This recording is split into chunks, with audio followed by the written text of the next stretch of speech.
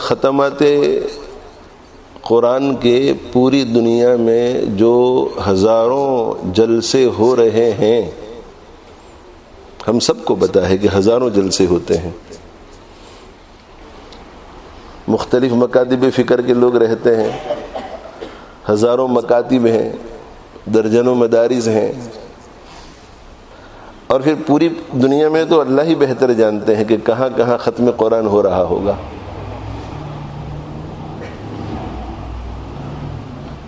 تو سال میں ایک آدھ جگہ پر، دو چار جگہوں پر قرآن مجید کو کوئی اپنے بغض کی وجہ سے جلاتا ہے، تو آپ اسی کو مت دیکھیے نا، یہ بھی تو دیکھیے کہ ہزاروں قرآن ختم ہوتے ہیں، اور یہ تو وہ ختمات قرآن ہیں جو حفظاً کیے جاتے ہیں۔ عامت الناس، حفاظ، علماء، عوام، خواص، مرد، عورتیں سب مل کر جو روزانہ کی اپنی تلاوتیں کرتے رہتے ہیں، اس کے اعتبار سے تو روزانہ ہزاروں قرآن ختم ہوتے ہوں گے، روزانہ۔ مسلمانوں نہ گھبراؤ، خدا کی شان باقی ہے۔ گھبرانا نہیں چاہیے، گھبرانا نہیں چاہیے، ڈرنا نہیں چاہیے۔ ایک ہے ڈرنا اور گھبرانا، اور دوسرا ہے کسی چیز کے ساتھ محبت کی وجہ سے جب اس چیز کی بے حرمتی کی جائے تو دل میں صدمہ کا ہونا اور غم کا ہونا، ان دونوں میں بہت فرق ہے۔ صدمہ ہونا چاہیے، غم ہونا چاہیے، اور ہر مسلمان کو ہوتا ہے، بے نمازی کو بھی ہوتا ہے، جو زکوٰۃ ادا نہیں کرتا اسے بھی صدمہ ہوتا ہے جب اسے پتہ چلتا ہے کہ کسی جگہ قرآن کو جلایا گیا ہے۔ اور چونکہ یہ اللہ کا کلام ہے تو ہزاروں غیر مسلموں کو بھی صدمہ ہوتا ہے، یہ مجھے اور آپ کو پتہ نہیں ہے۔ شریر طبیعت کے لوگ بہت کم ہوتے ہیں، ہزاروں ایسے پوری دنیا میں غیر مسلم ہوتے ہیں جنہیں دکھ ہوتا ہے، جنہیں صدمہ ہوتا ہے، جنہیں غم ہوتا ہے کہ ہماری نہیں مگر کسی کی تو یہ مقدس کتاب ہے نا، ان کی کتاب کو جلایا جاتا ہے، اور کروڑوں انسانوں کو جو پوری دنیا میں پھیلے ہوئے ہیں اس کتاب سے اپنا رشتہ جوڑے ہوئے ہیں، ان کے دلوں کو صدمہ پہنچتا ہے، اور بہت اعلیٰ درجے کا صدمہ۔ تو مسلمانوں نہ گھبراؤ، خدا کی شان باقی ہے۔ بعض بدبخت ایسا بھی کہتے ہیں کہ کہاں ہے تمہارا خدا؟ اگر ہے کوئی خدا اور یہ اس کی کتاب ہے تو کیوں نہیں بچاتا اس کتاب کو؟ تو اللہ جل جلالہ وعم نوالہ قرآن میں اس کا جواب دیتے ہیں۔ ایسے بدبختوں کو قرآن پہلے سے جواب دے چکا ہے۔ وَلَا يَحْسَبَنَّ الَّذِينَ كَفَرُوا أَنَّمَا نُمْلِي لَهُمْ خَيْرٌ لِأَنفُسِهِمْ۔ جو منکرین ہیں انہیں ایسا خیال ہرگز نہیں لانا چاہیے کہ ہمارا ان کو مہلت دینا ان کے لیے بھلائی ہے، یہ تو ہم مہلت دے رہے ہیں۔ اگر ہم چاہتے تو ارادہ کرتے ہی مسخ کر دیتے، مسخ کر دیتے، بندر بنا دیتے، جانور بنا دیتے، پتھر بنا دیتے، نمونے عبرت بناتے، لیکن ہمارا ایک اپنا نظام ہے، وہ حکیم ہے، حکیم، وہ فعل الحکیم لا یخلو عن الحکمہ، اور جو بھی حکمت والا ہوتا ہے اس کا ہر کام حکمت والا ہوتا ہے۔ الناس اعداء لما جہلوا، انسان دشمنی کب کرتا ہے؟ اس وقت کرتا ہے جب جس چیز سے دشمنی کرتا ہے اس سے نا واقف ہو، اس کی حیثیت سے نا واقف ہو۔ قرآن کی اگر کوئی دشمنی کرتا ہے تو اس سے قرآن کی ذلت نہیں ہوتی، اس سے اس کی گستاخی کرنے والے کی ذلت ہوتی ہے کہ یہ ناواقف شخص ہے، یہ جاہل شخص ہے۔ مسلمانوں نہ گھبراؤ، خدا کی شان باقی ہے، ابھی اسلام زندہ ہے، ابھی قرآن باقی ہے، اور انشاءاللہ قیامت کی صبح تک باقی رہے گا۔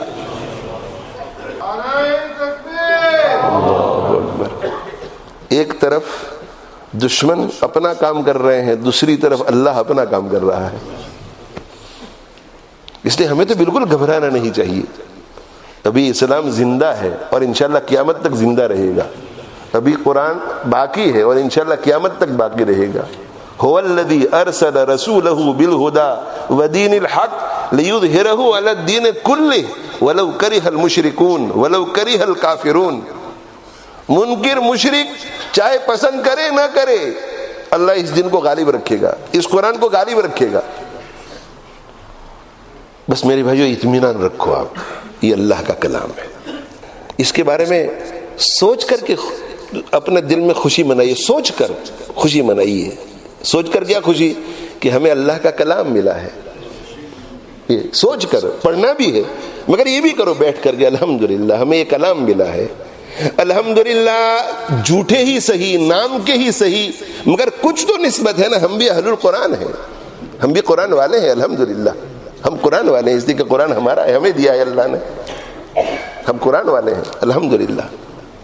اور دشمن جو کر رہا ہے اس کے اوپر ہماری کوئی اتھارٹی نہیں ہے, کوئی اتھارٹی نہیں, ہم کچھ نہیں کر سکتے. اسلام نے سیٹ قوانین مقرر کیے ہیں. جس ملک میں رہتے ہیں اس ملک کے قوانین کی پابندی ضروری ہے ہمارے اوپر, اور ہمیں طیش میں آ کر, غصے میں آ کر ایسے کام ہرگز نہیں کرنے چاہیے جو کام دشمن ہم سے دیکھنا چاہتا ہے ہمیں بدنام کرنے کے لیے. گھیراؤ, جلاؤ, کچھ نہیں کرنا چاہیے. یہ اس کا جواب نہیں ہے, یہ اس کا جواب نہیں ہے. اگر کوئی میرے والد کو گالی دے, میرے والد کے بارے میں برا بھلا کہے, تو میں اس کے ساتھ لڑوں, اس کے ساتھ الجھوں, یہ اس کا جواب نہیں ہے. وہ اگر میرے والد کو 5 گالی دے تو میں میرے والد کی 10 تعریفیں کروں. قرآن کی تعریف بیان کرو, قرآن کے بارے میں کتابیں پڑھو تاکہ آپ کے پاس علم ہو کہ قرآن ہے کیا, قرآن کی خصوصیات کیا ہے, قرآن کے فضائل کیا ہے. اور قرآن مجید کو پڑھو. سب سے پہلے اپنے دل میں قرآن مجید کی جو محبت ہے, جو دبی ہوئی ہے, اس کو ظاہر کرو. اس کے بارے میں سوچو کہ ماشاءاللہ الحمدللہ قرآن. جب بھی قرآن پر نظر پڑے تو ایسے ہی, ایسے نہیں, قرآن پر نظر پڑے تو رک جاؤ, میرے اللہ کا کلام ہے, تھوڑی میرے اللہ, محبت سے دیکھو اس کو, محبت سے. اور روزانہ قرآن پڑھو. آج اس مجمع میں جتنے لوگ آئے ہیں مجھ سے وعدہ کرو کہ روزانہ قرآن پڑھیں گے, ہاتھ اٹھا کر کے وعدہ کرو. یہ قرآن کی جو بے حرمتی کر رہے ہیں, جو سمجھ رہے ہیں کہ ہم قرآن کو ذلیل کر رہے ہیں, یہ قرآن کی بے حرمتی کرنے والے جو کرنا چاہ رہے ہیں, ہماری طرف سے قرآن کے حق میں کچھ تو جواب ہونا چاہیے نا. کیا کیا ہے ہم نے اب تک؟ کچھ نہیں کیا. جواب یہ ہے کہ قرآن کو محبت سے دیکھو, قرآن اٹھاؤ تو محبت سے چومو, قرآن اٹھاؤ تو آنکھوں سے لگاؤ, پیشانی سے لگاؤ, اور پھر اسے پڑھنا شروع کرو. خوشبو لگا کر کے قرآن پڑھو. گزر رہے ہیں اور قرآن کا مصحف ہے تو تھوڑی دیر کھڑے ہو کر کے دیکھو کہ قرآن ہے, میرے اللہ کا کلام ہے. اور جواب یہ ہے کہ روزانہ قرآن کو پڑھو. سب وعدہ کرتے ہیں بھائی. دوسرا وعدہ کہ قرآن مجید کے پیغام کو سمجھو, قرآن مجید کے پیغام کو سمجھو. اگر آپ کے علاقے میں درس قرآن مسجد میں ہو رہا ہے تو اس میں جا کر کے بیٹھو. آج وعدہ کرو ہاتھ اٹھا کر کے کہ ہم انشاءاللہ ہر ہفتے جائیں گے. آپ جس شہر میں رہتے ہیں وہاں پر اگر کسی مسجد میں علماء حقہ میں سے کوئی عالم قرآن کا درس دے رہا ہے, آپ جا کر کے بیٹھو. یہ جواب ہے اس کا. اگر قرآن سے محبت ہے تو جواب دو.